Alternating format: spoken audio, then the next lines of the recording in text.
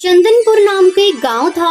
वहीं बंटी नाम का कबूतर अपनी बीवी और बेटी टुनटुनी को शहर से गांव में छुट्टी मनाने के लिए रात में आता है। तभी उनके घर के सामने एक बरगद का डरावना पेड़ होता है, जिस पर एक झूला लगा हुआ होता है। उस झूले को अपनी खिड़की से देखकर उसकी बेटी टुनटुनी कहती है, अरे वाह, यहाँ पर भी झूला है। अब तो मैं झूले पर झूलूंगी। पापा देखो ना, यहाँ पर झूला है, मुझे झूले पर लेकर चलो ना। नहीं बेटा, गांव में रात के समय बाहर नहीं निकलना चाहिए। पर टुनटुनी उसकी बात नहीं मानती और रात में सबके सो जाने के बाद उस झूले पर झूलने आती है। अरे वाह, कितना मजा आ रहा है झूला झूलकर। ये कहकर वो उठने की कोशिश करती है, लेकिन वो उठ नहीं पाती। अरे ये क्या हो रहा है, मैं उठ क्यों नहीं पा रही हूँ। माँ पापा बचाओ मुझे, बचाओ माँ।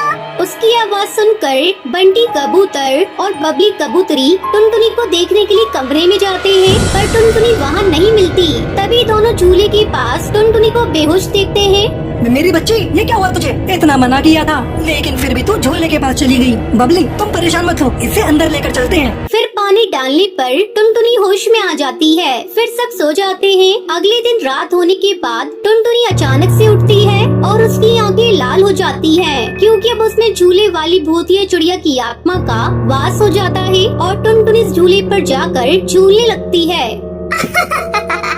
किसी को नहीं छोड़ूंगी, सब मरेंगे, कोई नहीं बचेगा यहाँ पर। तभी बंटी उसे झूले पर बैठा हुआ देख लेता है और गुस्से में कहता है, मैंने तुम्हें मना किया था ना यहाँ आने को, पर तुम फिर क्यों आई? टुनटुनी, मैं कुछ पूछ रहा हूँ, क्या तुम्हें कुछ सुनाई नहीं देता? बेटा क्या हुआ? रात में 12 बजे झूले पर क्यों झूल रही है? ये सुनते ही भूतिया टूनी चिड़िया की आत्मा बंटी कबूतर को मारने लगती है। क्या है, क्यों मुझे परेशान कर रहे हो? जैसे झूला भी नहीं झूलने देते हो। हट जाओ मेरे सामने से, मुझे झूला झूलना है। टुनटुनी बेटा, तुझे क्या हुआ है? ऐसे क्यों कर रही है? टुनटुनी, जरूर कोई बात है, कुछ तो गलत हुआ है। हाँ, गलत तूने किया है यहाँ आकर। अब मैं तुझे नहीं छोड़ूंगी। तभी बबली कबूतरी वहाँ आ जाती है। अरे टुनटुनी, तू अपने पापा को क्यों मार रही है? क्या हुआ है तुझे? इसके बाद भूतिया टूनी चिड़िया की आत्मा झूला झूलते झूलते बेहोश हो जाती है और टुनटुनी वहाँ गिर पड़ती है। बंटी को टुनटुनी पर भूतिया चिड़िया की आत्मा का साया लगता है। वो उसे अंदर ले जाकर रस्सी से बांध देता है, साथ ही तांत्रिक बाबा को बुला लेता है। तभी तांत्रिक मंत्र पढ़कर लॉकेट टुनटुनी के माथे पर रखता है। तभी एकदम से वो आत्मा बौखला जाती है और चिल्लाकर कहती है, छोड़ो मुझे, किसने पकड़ा है? मुझे छोड़ो, नहीं तो मार डालूंगी। तांत्रिक, तेरी इतनी हिम्मत, तूने मुझे बांधा। बोल, हटा मेरे माथे से लॉकेट। तांत्रिक के मंत्र पढ़ते ही भूतिया चिड़िया की आत्मा की शक्तियाँ कमजोर हो जाती हैं और वो चिल्ला उठती है और साथ ही आसपास की सारी चीजों को तोड़ने फोड़ने लगती है। भूतिया चिड़िया की आत्मा, तू क्या समझती है? एक तू ही शक्तिशाली है। मैंने भी काली शक्तियों में महारत हासिल कर रखी है। अब तेरा सर्वनाश होना निश्चित है। अब चुपचाप बता दे, तू इस चिड़िया के शरीर में क्या कर रही है? नहीं बताऊंगी, मैं तुझे नहीं बताऊंगी। जो करना है तांत्रिक तू कर ले। तांत्रिक बाबा उसके ऊपर विभूति डाल देता है। तभी भूतिया टूनी चिड़िया की आत्मा गाना गाने लगती है। मैं तेरी दुश्मन, दुश्मन तू मेरा, मैं नागिन तू सपेरा। अरे नहीं, नागिन नहीं, मैं तो एक भूतिया टूनी चिड़िया की आत्मा हूँ। अजी देखिए ना, हमारी बेटी कितना अच्छा गाना गा रही है। तुम पागल हो गई हो क्या? हमारी बेटी नहीं, भूतिया चिड़िया की आत्मा है। भूतिया चिड़िया की आत्मा, बता दे तू कहाँ से और क्यों आई है?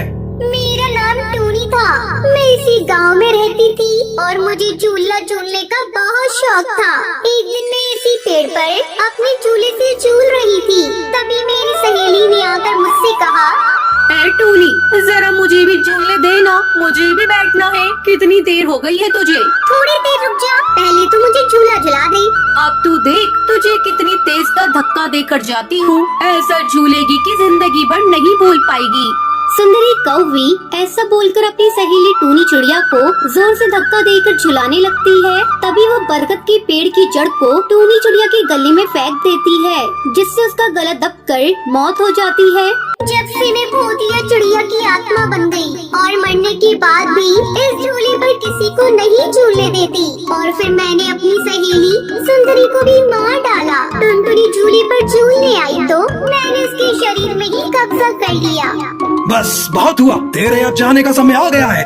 तांत्रिक बाबा इतना कहते ही भूतिया टूनी चिड़िया की आत्मा पर गंगा जल छिड़क देता है, जिसके बाद उसकी आत्मा टुनटुनी के शरीर से बाहर निकल जाती है।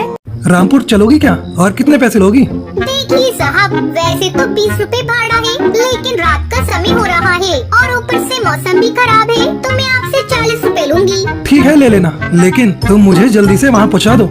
जिसके बाद बंटी ई रिक्शा में बैठ जाता है और भूतिया टूनी चिड़िया की आत्मा सुनसान जंगल पर अपना रिक्शा चलाते हुए आगे बढ़ने लगती है। तभी हवा के झोंके से ई रिक्शा के शीशे पर लाल कपड़ा उड़ जाता है और उसी वक्त शीशे पर बंटी की नजर पड़ती है और शीशे में उसे भूतिया चिड़िया की आत्मा का चेहरा दिखता है। उसे देखकर बंटी बहुत ज्यादा डर जाता है और हिम्मत करके बोलता है, तुम ये रिक्शा यहीं रोक दो, मुझे यहीं उतरना है। बंटी के इतना बोलते ही भूतिया टूनी चिड़िया की आत्मा अपने असली रूप में आ जाती है।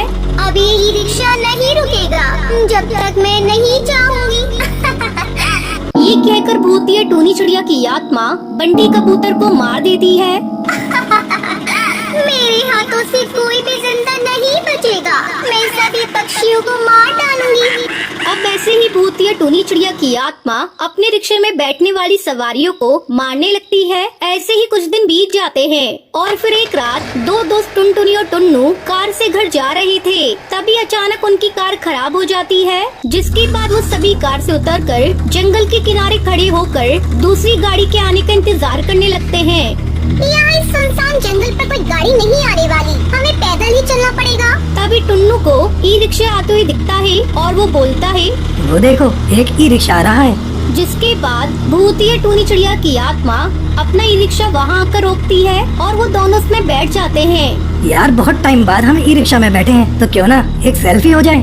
गुड आइडिया टुन्नू, चलो सेल्फी लेते हैं। जिसके बाद टुन्नू अपना फोन निकालकर कैमरा ऑन करता है, लेकिन गलती से उसका बैक कैमरा ऑन हो जाता है। लेकिन उसे रिक्शा चलाते हुए वो चिड़िया कैमरे में नहीं दिखती। ये देखकर टुन्नू डर जाता है। क्या हुआ, मैं तुम्हें कैमरे में नजर नहीं आई ना?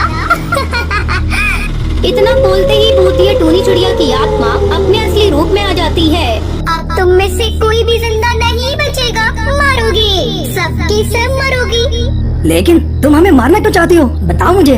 पक्षी की शक्ल में तुम सब भेड़ियों दरिंदे हो। इतनी खुश थी मैं अपनी जिंदगी में, लेकिन उन पक्षियों ने मेरी जिंदगी को बर्बाद कर दिया। मैं अपनी माँ बबली के साथ रहती थी। पिता के बाद घर की सारी जिम्मेदारी मेरे कंधों पर आ गई थी।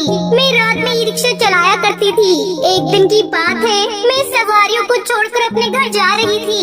तभी उस वक्त तेज बिजली कड़कती है और बारिश शुरू हो जाती है। तभी कालू हरी तोता नशे में तो मेरे पास आए और मुझसे कहने लगे, ए चिड़िया, रिक्शा खाली है क्या? हमें अपने घर जाना है। खाली तो है साहब, लेकिन मैं नहीं जा सकती क्योंकि मैं अपने घर जा रही हूँ।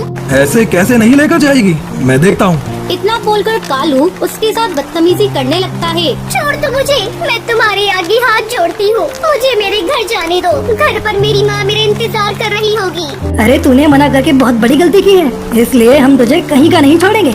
जिसके बाद उन दोनों ने मुझे मार दिया और तभी से मेरी आत्मा यहाँ भटक रही है और मैं ई रिक्शा चलाकर पक्षियों को मारकर अपनी मौत का बदला ले रही हूँ। मैं मानती हूँ तुम्हारे साथ बहुत बुरा हुआ, लेकिन तुम उन बुरे पक्षियों की सजा अच्छे पक्षियों को मारकर क्यों दे रही हो? ये कहाँ का कानून है? अब तुम यहाँ से चली जाओ। टुनटुनी की बात सुनकर भूतिया टूनी चिड़िया की आत्मा को अपनी गलती का एहसास हो जाता है। शायद तुम सही कहती हो, मैं अपने बदले की भावना में आकर बहुत से बेगुनाह पक्षियों को मार चुकी हूँ, लेकिन अब मैं यहाँ किसी को नहीं मारूंगी और यहाँ से हमेशा हमेशा के लिए चली जाऊंगी। ये कहकर भूतिया टूनी चिड़िया की आत्मा वहाँ से चली जाती है।